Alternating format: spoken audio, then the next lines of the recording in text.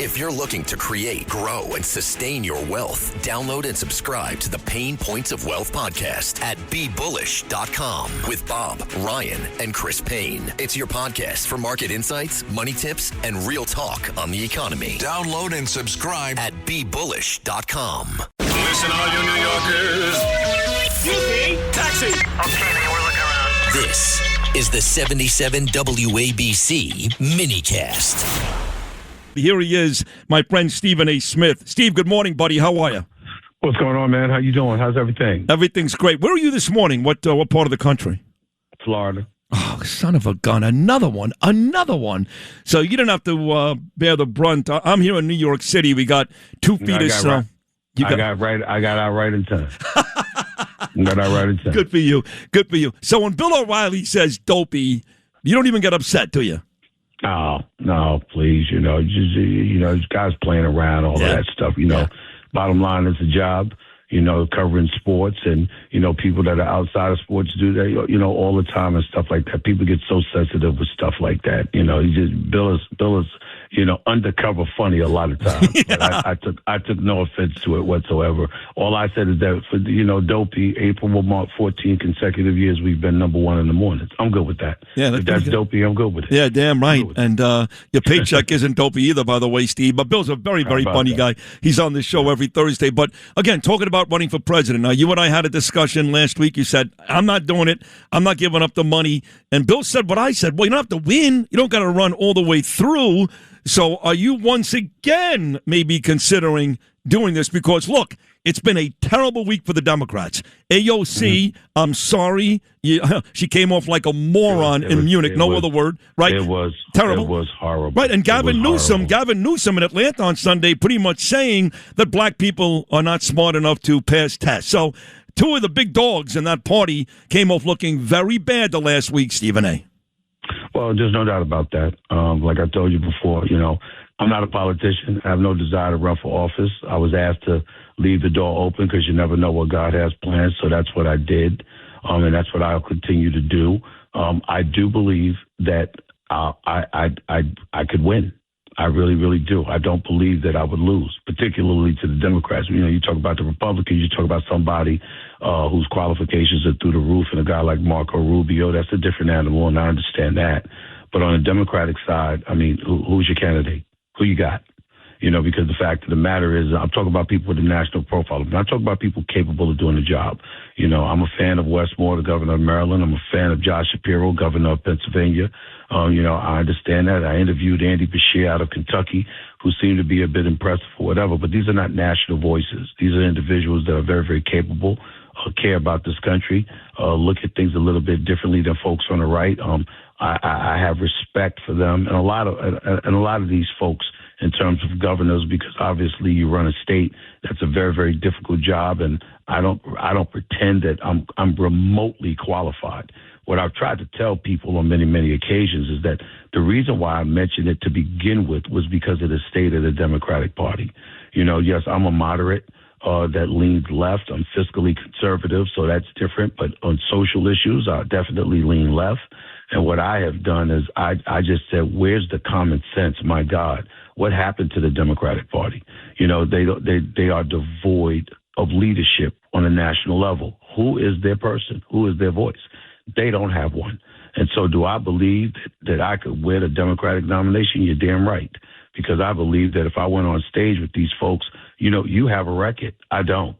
You're Gavin Newsom. I want you to come up on stage and defend California.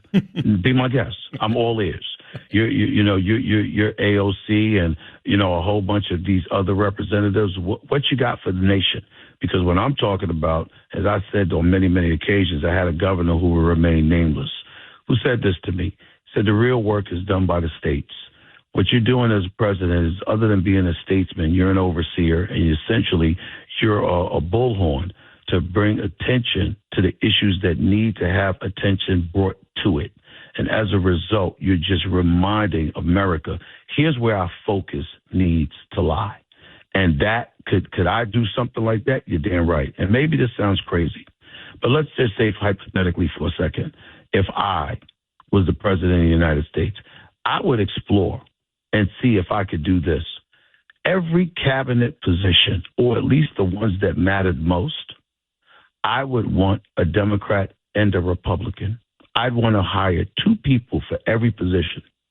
And I want you to work out what's in the best interest of this country and come to me with a plan.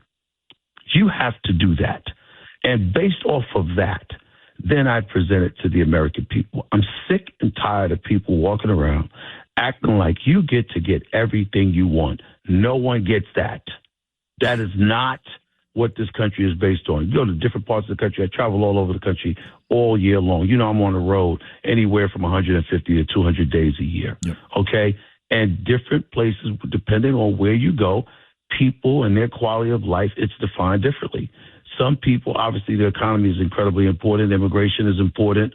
Pro-choice, pro-life, those are issues that matter to a lot of people, of course. Safety in the streets should matter to everybody. But the bottom line is that we you know, everybody thinks differently.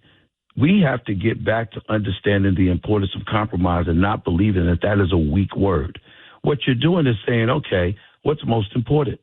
All right, let's get to that issue and let's find a calm beneath the storm to compromise. And I get that said from covering sports. I've covered collective bargaining negotiations for the last 30 years. Yep.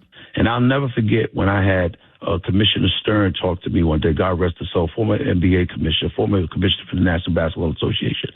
And he wanted what he wanted, but there were times where he relented on other issues because he said, I have to work with these people and I can't get it all and stomp folks into the ground and then expect them to go out there and work on behalf of the NBA.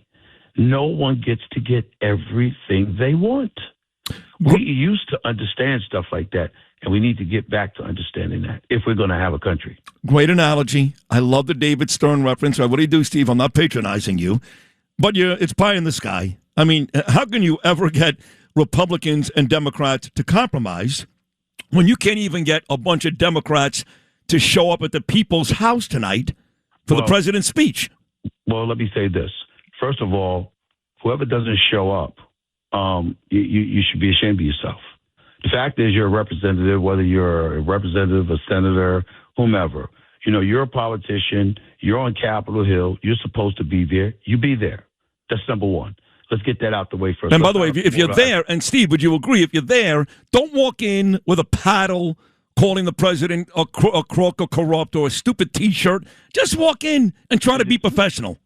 Absolutely. Absolutely. I'm all for that. But that goes both ways, Sid, and that's where you and I part ways. Hold on. You're never going to see Republicans. I was there the last Biden State of the Union. I'm not talking about that. I'm not talking about Republicans per se. I'm saying, for example, I'm not talking about specifically the State of the Union. I'm just talking about decorum, behavior, et cetera, et cetera. Gotcha. Let's be real about something here. The president doesn't always behave himself. Oh, of course not. I'm not getting into policies or whatever, but sometimes he's a bit belligerent. He's a bit truculent. He can be very insulting, all of those kind of things. And even though sometimes it's funny, right, some of the things that he says, but the bottom line is it's also at times, on many occasions, very insulting and beneath the office of the presidency in terms of decorum and behavior.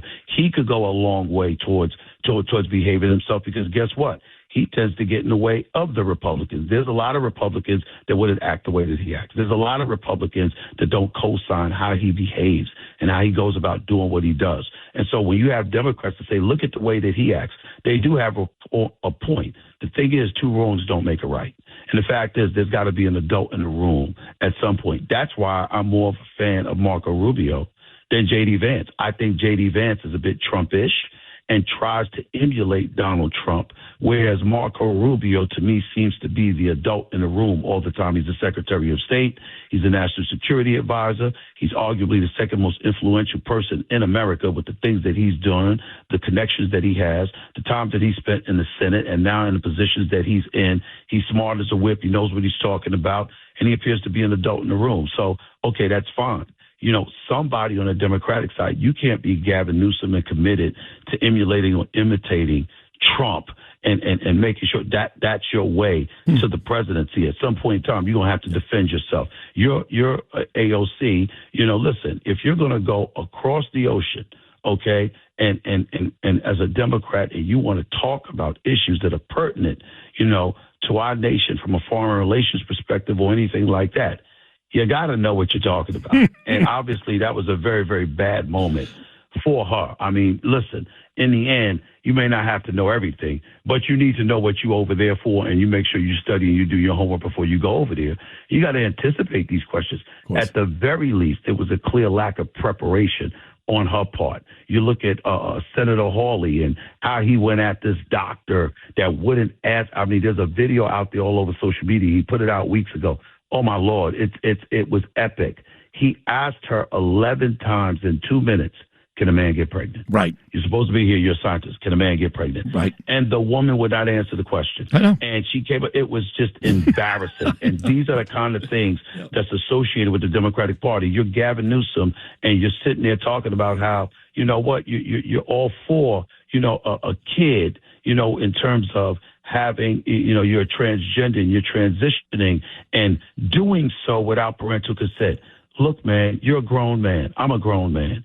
We both know as fathers, if my child is underage, you can't tell my child to go down the street to the store. That's right. Without my permission. That's right. How in God's name do you think that you could do that? This is what I'm talking about when I'm talking about common sense. We want to have a debate about the economy, fine. We want to look at borders. Well, Trump closed them because Biden opened them. Right. We want to look at safety in the streets. Of course we got to have safety in the streets. I'm not defunding the police. I'm dialing 911 when I get in trouble. Why in God's name would I defund something that I know that I'm going to need? These are common sense issues. And the Democrats, in my opinion, have surrendered themselves to the extreme progressive left. So when I'm decrying what the Democrats are doing or going off about them, I'm talking about what it has become. Right. I'm talking about the progressive left. If I were president of the United States, I could tell you right now, there would be none of that. And I remember Patrick David, who's got a very popular podcast. He's good. Conservative businessman. He's got over 7 million subscribers. PBD, he's good. Yeah.